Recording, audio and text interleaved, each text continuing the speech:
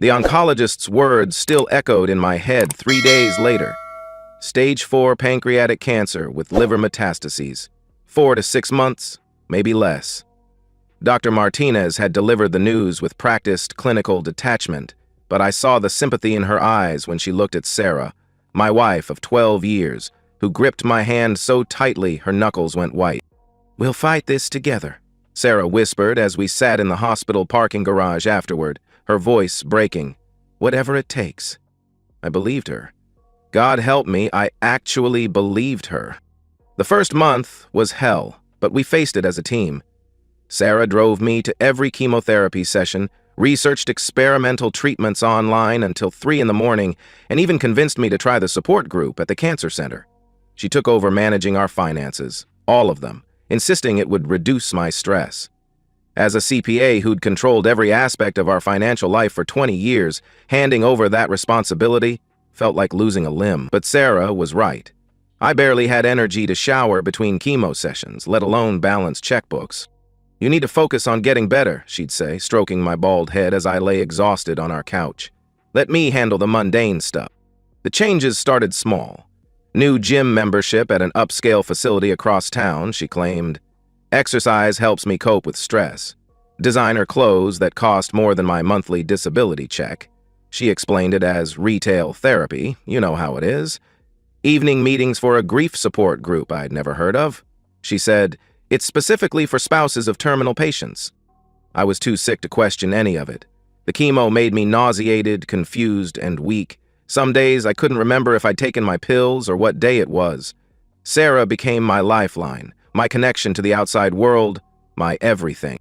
But sick men notice things healthy men miss. Like how Sarah's phone was always face down now, how she'd developed a password for everything, how she'd started working late at the insurance office, where she'd been a part-time receptionist for the past 3 years. When I asked about it, she explained, "They're letting me take on more responsibility. The money will help with medical bills." The day that changed everything was a Tuesday in October. I'd been scheduled for a 6-hour chemo session, but my white blood cell count was dangerously low. Dr. Martinez sent me home after just 2 hours with strict orders to rest and avoid infection. Sarah had dropped me off that morning, kissing my forehead and promising to pick me up at 4. I took an Uber home. Tom Bradley's silver BMW was in our driveway next to Sarah's Honda. Tom, our neighbor from 3 houses down, had been helping with household repairs since my diagnosis. Divorced father of 2 teenagers, insurance agent, all-around good guy who'd stepped up when his neighbor got sick. Instead of going inside, I stood in our backyard, trying to process what I was seeing. Then, I heard voices from our bedroom window.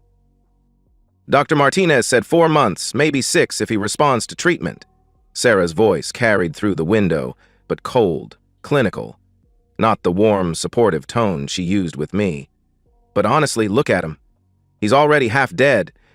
My kids are asking questions about why I'm here so much," Tom's voice replied, strained with frustration. "This waiting is killing me." I pressed myself against the house, my heart hammering despite the beta blockers I took for chemo side effects. "Once his life insurance pays out, we can move somewhere fresh," Sarah continued, matter of fact, discussing my death like a business transaction. "He won't be around much longer anyway. The cancer's doing our work for us." The world tilted. I gripped the windowsill to keep from falling, my legs suddenly weak from something other than chemotherapy. They weren't just having an affair. They were planning their future around my death. They were counting on it. I stumbled back to the front yard and called another Uber, my hands shaking as I typed the address for the coffee shop downtown. I couldn't go inside. Not yet. Not until I could think clearly about what I'd just heard. Sitting in that coffee shop, staring at a cup of tea I couldn't stomach, I realized something fundamental had shifted. The man who'd walked into that backyard was a victim. Sick, dependent, trusting. The man sitting here now was something else entirely.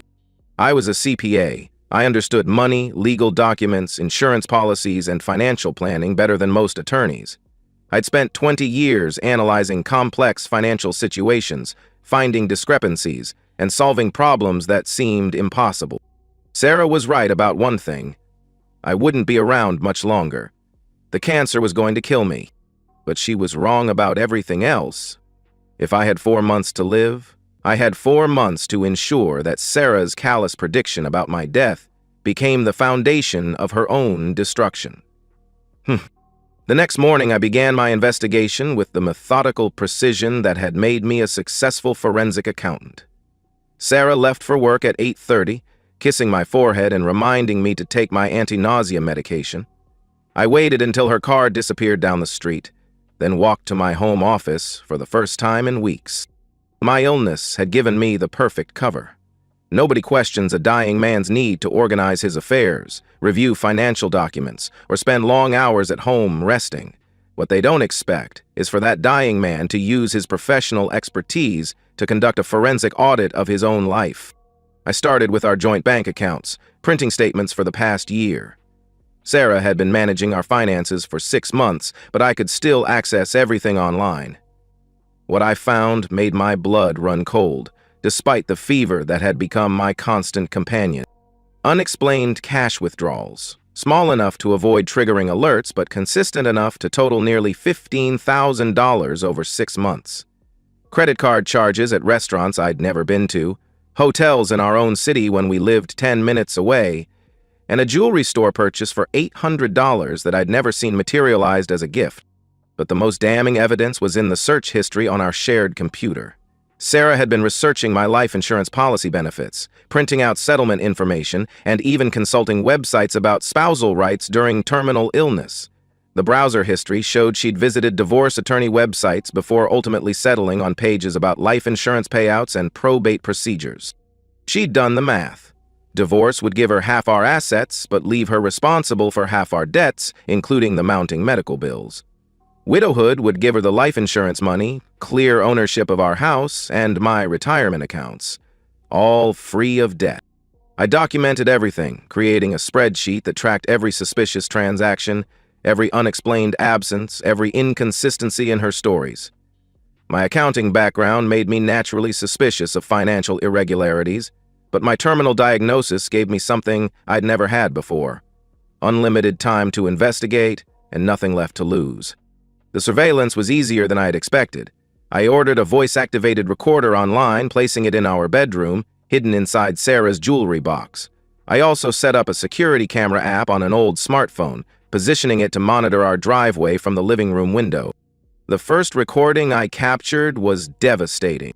"He's getting worse faster than the doctors predicted," Sarah's voice, clinically detached as she spoke to Tom. "Dr. Martinez thinks maybe 3 months now. His cognitive function is declining." "Are you sure he doesn't suspect anything?" Tom asked, his voice worried. "I can barely remember to take his pills," Sarah replied dismissively. "Yesterday he asked me the same question 3 times in an hour. The chemo is destroying his brain, along with the cancer." I wasn't experiencing cognitive decline. I was experiencing the careful, methodical focus that comes with having a clear mission and a limited timeline. But Sarah's comments revealed something crucial. She was documenting my supposed mental deterioration, probably for insurance purposes. I called my colleague Jim Morrison, framing my inquiry as a general question about fraud investigation techniques. "The key is establishing pattern and intent," he explained over coffee. "Single suspicious transactions could be explained away, but patterns show deliberate deception." "What about spousal financial abuse?" I asked carefully. "That's actually a growing area of white-collar crime," Jim responded, "especially in cases where one spouse has diminished capacity due to illness. The penalties are severe because it's considered elder abuse in many jurisdictions." You see, the breakthrough came 3 weeks into my investigation. I'd been tracking Sarah's movements and noticed she always went to the same coffee shop after her grief support group meetings. I decided to follow her, driving my own car for the first time in months. Through the window, I watched Sarah and Tom holding hands across a small table, their body language intimate and comfortable. This wasn't a new affair born from the stress of my illness. They moved together with the ease of an established couple. More importantly, I watched them spreading papers across the table: insurance documents, real estate listings, and what appeared to be financial planning worksheets. They were planning their future together, using my death benefits as their business plan. That night, Sarah came home from her support group meeting emotionally distant but physically affectionate, as if she was overcompensating for her guilt. She made my favorite dinner and sat with me while I barely managed to eat 3 bites. "How was your day?" she asked, stroking my hand with what I now recognized as practiced sympathy. "Productive," I said honestly. "I've been thinking about our future." She looked confused, so I clarified. "Your future, after I'm gone. I want to make sure you're taken care of." Her smile was radiant and completely false. "Don't talk like that. You're gonna beat this." "Sarah, we both know I'm not going to beat stage 4 pancreatic cancer," I replied firmly. "I need to make sure my affairs are in order." "Of course," she said, squeezing my hand. "Whatever you need to do." What I needed to do was ensure that her callous words about my death became the foundation of her own destruction. My brother Marcus looked older than his 45 years when he walked into the coffee shop near his downtown law office. We hadn't spoken in 2 years, not since Sarah had convinced me that my family was jealous of our financial success. Looking back, I realized she'd systematically isolated me from everyone who might have questioned her behavior. "Jesus, David," Marcus said, sliding into the booth across from me. "You look like you're dying." "Because I am," I replied simply. "I'm sorry. I had no idea," he said, his expression softening. "Sarah never called, never said anything about you being sick." "Sarah's been handling communications with the family," I said carefully. "I need estate planning advice. Pancreatic cancer, stage 4, maybe 3 months left." Marcus's demeanor shifted from personal concern to professional focus. "What kind of assets are we talking about?" "House worth about $400,000, retirement accounts around $300,000, life insurance policies totaling $600,000, some investments, savings accounts." "And you want to make sure Sarah's protected?" he asked. "I want to make sure my assets are distributed according to my wishes," I said carefully. "Which may not be the same thing." I pulled out my phone and showed him a photograph. Sarah and Tom holding hands in the coffee shop, insurance documents spread between them. I discovered my wife is having an affair. More than that, she's planning her future around my death benefits. "Jesus," Marcus said, leaning back in his seat. "How long has this been going on?" "At least 8 months. Started before my diagnosis." I showed him more evidence. Screenshots, financial records, a comprehensive file I'd assembled. "She's been systematically preparing for my death." Marcus's expression hardened. "David, what you're describing isn't just adultery. It's financial abuse, possibly fraud." "I know. I've been documenting everything." I handed him a flash drive. "I need your help. Not just as an attorney, but as my brother. I have maybe 3 months to protect everything I've worked for." Over the next 2 hours, Marcus outlined a comprehensive strategy that would achieve my goals while remaining completely legal. The key was using my terminal diagnosis as justification for aggressive estate planning. "First, we establish an irrevocable life insurance trust," Marcus explained. "You transfer ownership of your life insurance policies to the trust, removing Sarah as beneficiary. The trust pays benefits to your designated beneficiaries. I'd recommend your sister's children for their education." "Can Sarah contest that?" I asked. "Not if it's properly structured," Marcus replied. "Your terminal diagnosis actually helps here. Courts recognize that dying people have legitimate reasons to ensure their assets are protected." Marcus walked me through additional strategies: converting joint accounts to individual accounts, establishing a qualified personal residence trust for the house, creating a revocable living trust to avoid probate. Every step was justified by my medical condition and supported by legitimate estate planning principles. "The beauty of this approach," Marcus explained, "is that it's completely legal and defensible. Sarah can't claim you were incompetent. You're working with licensed professionals. She can't claim you were coerced. You're initiating the planning. And she can't claim ignorance. You'll be discussing estate planning with her." "What about the criminal aspects of her behavior?" I asked.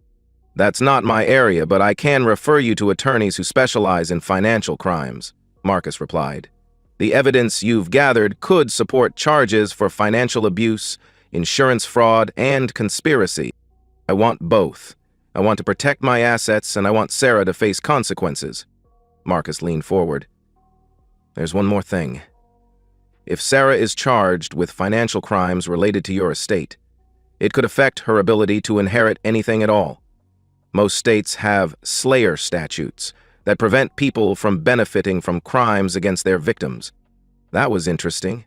I'd noticed that Sarah had been forgetting to refill my medications and providing doctors with inaccurate information about my symptoms. What if it was more deliberate? Marcus, I need you to coordinate with a private investigator, I said. I want every aspect of Sarah's conduct documented. If she's doing anything that could be construed as hastening my death, I want evidence. Marcus agreed to serve as my estate planning attorney and coordinate with other professionals. We scheduled meetings to execute the legal documents, all of which would appear routine to anyone who didn't understand the underlying strategy. As I drove home, I felt a strange sense of peace. For the first time since my diagnosis, I had a clear plan and professional support. Sarah thought my illness made me weak and dependent. She was about to discover that it had made me focused, methodical, and completely committed to justice. My latest scans showed what Dr. Martinez had feared. The cancer had spread to my bones and brain. The timeline we'd been discussing, 3 to 4 months, suddenly became 6 to 8 weeks, maybe less. I'm sorry, David, Dr. Martinez said, her clinical professionalism cracking slightly. We can manage your pain and symptoms, but the progression is too rapid for further treatment. Sarah gripped my hand during the appointment, playing the devoted wife perfectly, but I saw the calculation in her eyes when Dr. Martinez mentioned the accelerated timeline. 6 weeks, instead of 3 months, meant less time for people to ask questions. We should discuss end-of-life planning, I said as we drove home. I want to make sure everything is in order. Of course, Sarah replied, her voice appropriately somber.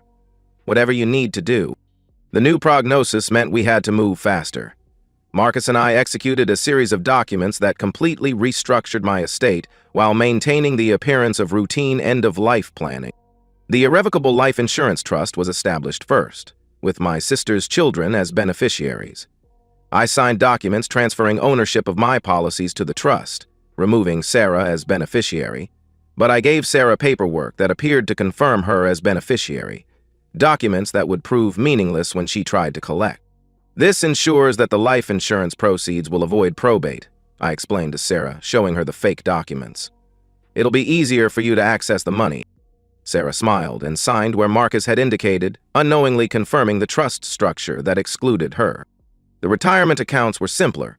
I contacted each plan administrator directly, changing beneficiaries to my sister's children while sending Sarah confirmation letters that appeared to maintain her as primary beneficiary. I want to make sure you're taken care of, I told Sarah as she reviewed the fake documents. You're so thoughtful, Sarah replied, kissing my forehead. Even now, you're taking care of me. The house was transferred to a qualified personal residence trust that would eventually benefit my sister's children, though Sarah would have the right to live there for 1 year after my death, long enough for the criminal investigation to unfold. This protects the house from probate and estate taxes, I explained to her. And it ensures you'll have a place to live while you're getting everything sorted out. The final piece was a new will that appeared to leave everything to Sarah, but actually directed all assets through the trusts that excluded her. I've left everything to you, I told Sarah as she witnessed the signing. But it's structured to minimize taxes. I trust you completely, Sarah said. You've always been so good with financial planning. She had no idea that she was witnessing a document that would leave her with nothing. Throughout this process, my surveillance revealed that Sarah and Tom were becoming increasingly anxious about the accelerated timeline. Their recorded conversations showed they were both preparing for the financial windfall they expected from my death. I'd also retained attorney Jennifer Walsh, who specialized in financial crimes. She reviewed my evidence and confirmed that Sarah's actions constituted several criminal offenses. Financial abuse of a terminally ill spouse, insurance fraud, conspiracy, Jennifer explained to me during our meeting. The evidence you've gathered is comprehensive. I authorized Jennifer to begin filing complaints with appropriate agencies and initiating investigations. She would coordinate with Marcus to ensure the criminal investigation didn't interfere with estate planning. As I lay in my hospital bed during my final admission, I felt a strange sense of completion. My plan was in motion, supported by professional legal advice and documented evidence. Sarah thought my death would be her liberation. Instead, it would be the beginning of her destruction. From my hospital bed, I watched Sarah play the grieving wife for the medical staff, but I knew she was calculating how much longer she'd have to maintain the charade. "Dr. Martinez says it could be any day now," Sarah said during one of her visits. "I want you to know that I'll be okay. You don't have to worry about me." "I'm not worried about you, Sarah," I replied, my voice weak but my meaning clear. "I've made sure everything is taken care of." She smiled, thinking she understood what I meant. She had no idea that everything included her complete financial ruin and criminal prosecution. As I drifted in and out of consciousness during my final days, I felt deep satisfaction. Sarah had been right about one thing. I wouldn't be around much longer. But she'd been wrong about everything else. My death wouldn't be her liberation. It would be her destruction. David died on a Tuesday morning in November, with Sarah holding his hand and whispering promises about keeping his memory alive. The medical staff was moved by her apparent devotion, unaware that she was calculating how quickly she could access his life insurance benefits. Marcus called Sarah the next day to schedule a meeting about the estate. As executor, he was responsible for initiating the probate process. Sarah agreed to meet at his office, expecting a routine discussion about inheriting David's estate. "I'm so sorry for your loss," Marcus said when Sarah arrived at his office. "David spoke about you often during our recent meetings." "He was a good man," Sarah replied, dabbing her eyes with a tissue.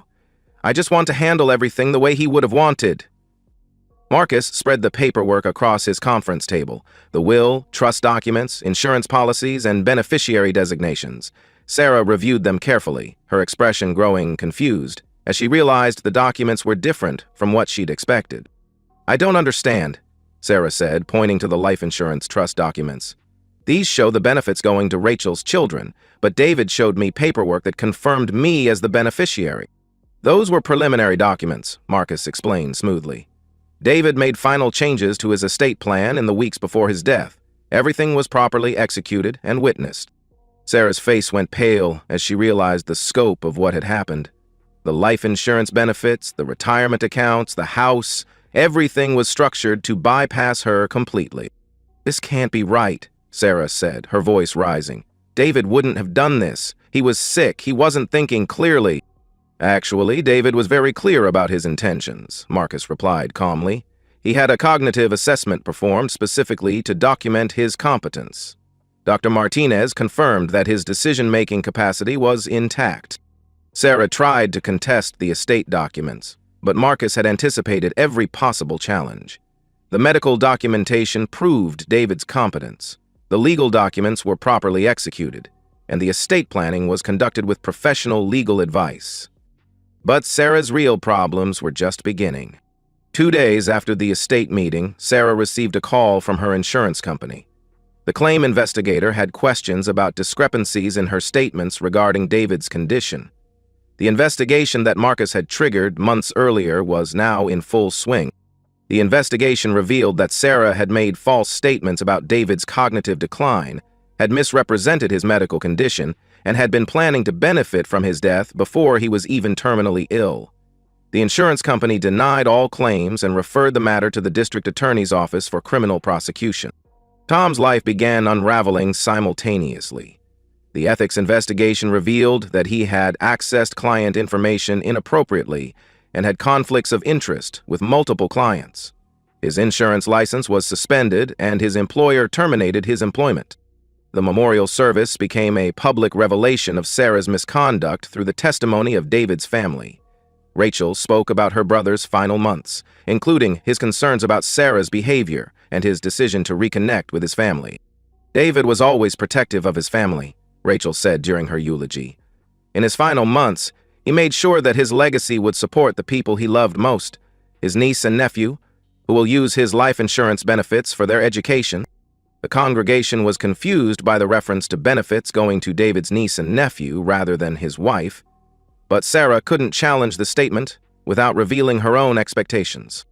The investigation accelerated over the following weeks.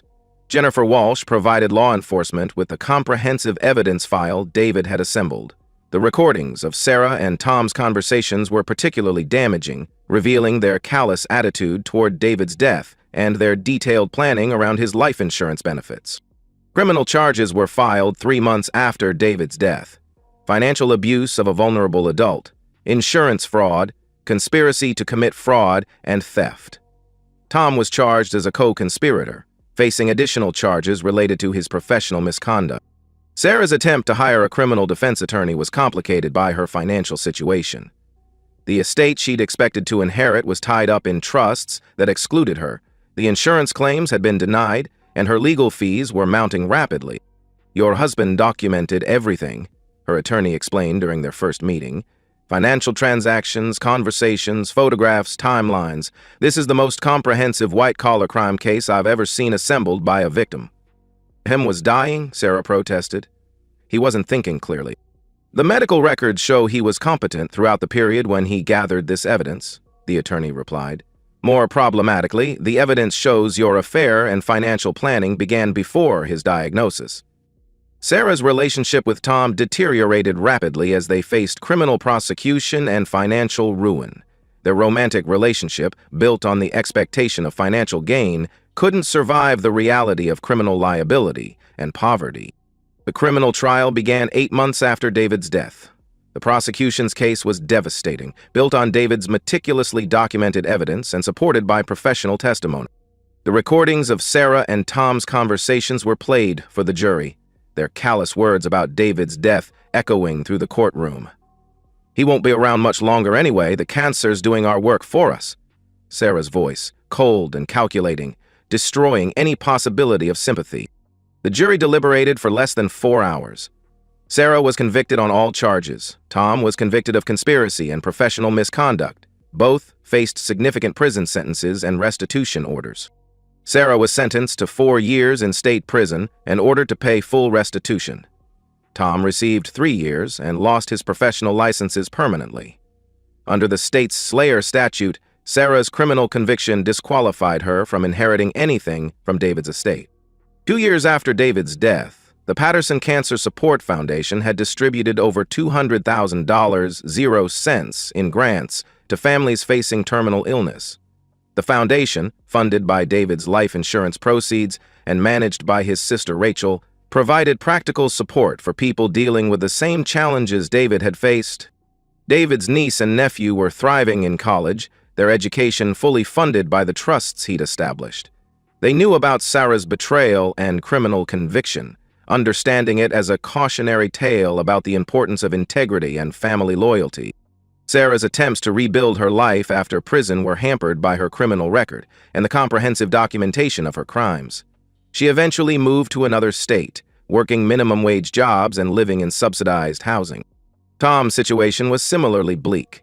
His professional reputation was permanently destroyed, his relationship with his children was irreparably damaged, and his financial situation was precarious. The letter David had written to be read at the Foundation's annual memorial provided his final thoughts. "Terminal illness teaches you what matters most: family, integrity, and ensuring that your life has meaning beyond your death. I discovered that my wife was planning to benefit from my illness and was counting on my death as a business opportunity. I used my remaining time to ensure that my assets would create a positive legacy rather than enabling someone who had betrayed our marriage vows. Sarah was right that I wouldn't be around much longer. She was wrong about everything else.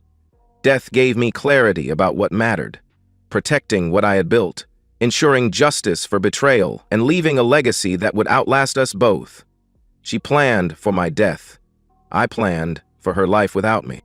The foundation continued to grow, helping families maintain their dignity during medical crises.